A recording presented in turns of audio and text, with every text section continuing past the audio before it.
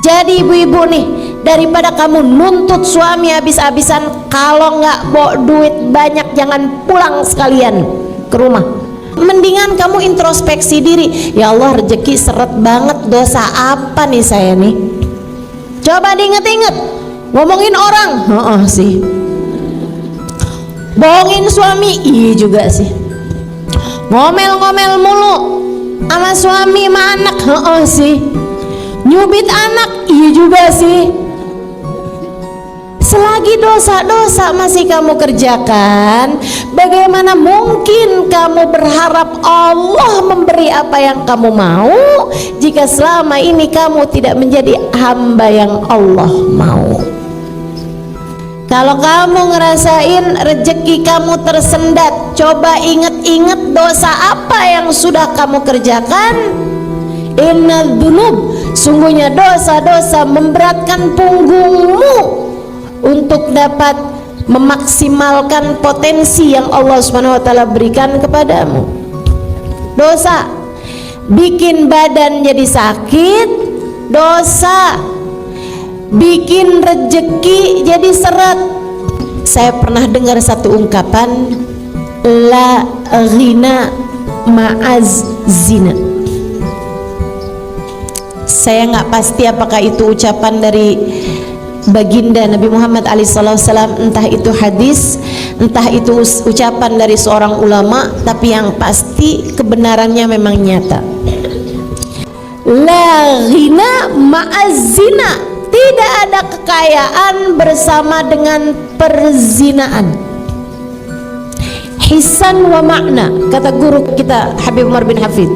Hisan wa makna, secara zahir dan batin. Artinya orang kalau berzina, dia belum bertaubat dari perbuatannya, masih aja gitu, tar ketemu sama pacarnya atau sama orang yang dia cintai itu ya, yang dia senengin itu, kemudian dia berzina gitu kan.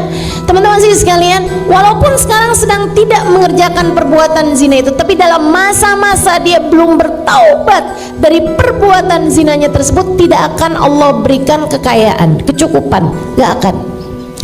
Kurang aja terus, ambisi aja terus, kepengen ini, kepengen itu, terus aja gitu.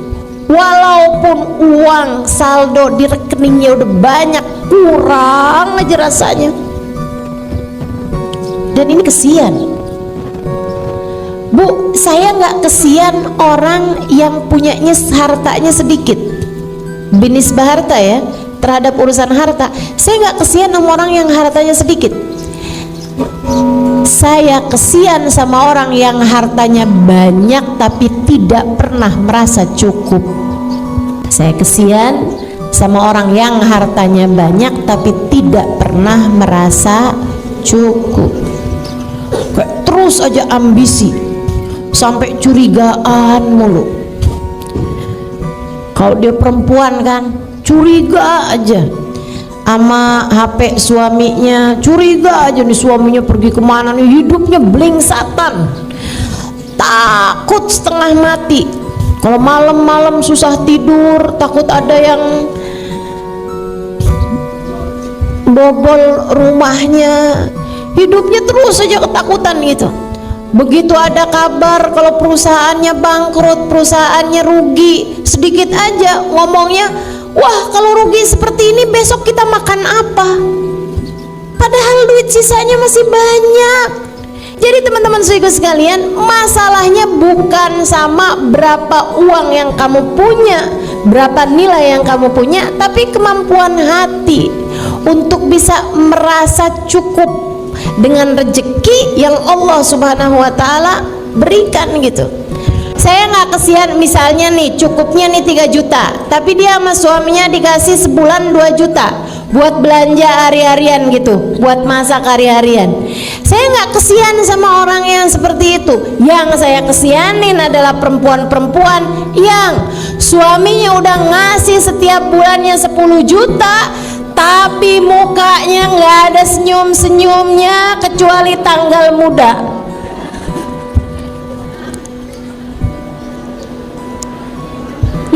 ampun, kamu kok transfernya cuman segini nih? Saya nanti bayar arisannya dari mana? Saya nanti nongkrong di mallnya dari mana? Saya nanti buat bayar ini, buat bayar itu. Ya Allah, ya Allah. Jadi teman-teman saya sekalian, tuh dia tuh masalahnya ya. Orang kalau nauzubillah berbuat perzinaan dan dia belum bertaubat dari perzinaannya, itu walaupun dikasih seberapa, hatinya nggak akan pernah merasa cukup. Dan itu adalah siksaan paling menyiksa terhadap urusan rezeki. Yang tersiksa tuh bukan yang dikasih rezeki yang sedikit, Bu, akan tetapi yang tersiksa itu orang yang dikasih rezeki seberapapun gak pernah merasa cukup. Dia orang yang jauh lebih tersiksa. Dan itu orang kalau berzina, naudzubillah min dzalik, sama Allah dikasih hukuman hati yang tidak pernah merasa cukup. Itu namanya hissi, itu namanya sesuatu yang maknawi, sesuatu yang secara batinnya. Sementara zahirnya juga, guru saya Al-Habib Umar bin Hafid mengatakan, orang kalau berzina belum bertaubat dari perbuatan zinanya, dalam masa-masa perzinahan tersebut pasti sama Allah dikasih waktu di mana dia kelaparan, pengen makan, kehausan, pengen minum, nggak ada yang bisa memberikannya pada saat itu. Nggak dia punya saat itu sampai dia harus menengadahkan tangannya meminta kepada orang lain, walaupun sebanyak apapun uangnya. La ghina ma'az zina.